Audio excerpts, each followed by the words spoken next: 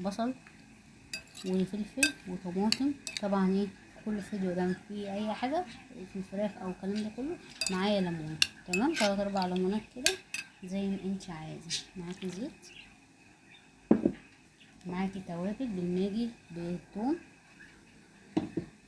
الكلام ده كله تقلبي كله في قلب بعض. دي تتبيله فراخ يا جماعه، صينيه بطاطس، هنعمل صينيه بطاطس بالفراخ. معانا الدبس والرمان ده اساسي. هنعمل ايه كده؟ التتبيله اهي حلوه، تاخد كله في قلب بعض. بصي كده، اللهم بارك. الكلام ده كله طبعا هتكوني غاسله الفراخ بتاعتك وتروحي ايه سقطها كده. عايزه بقى تسيبيها في التتبيله دي كده، سيبيها بس نعمل كده، نشتغل بايدينا عادي عشان نتبل من تحت. ماشي، نحط كل اللي ايه الفراخ كده اللي احنا ايه نعملها. طبعا الفراخ ايه مغسوله كويس.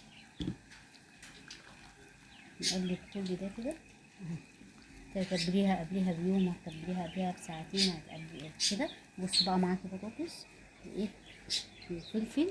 هنا بصوا هنا جنبي كده بطاطس وفلفل وطماطم، فلفل رومي، فلفل حامي. هنعمل كده تمام عشان نتبل ايه حاجه حاجه. قشر الليمون ما نرموش.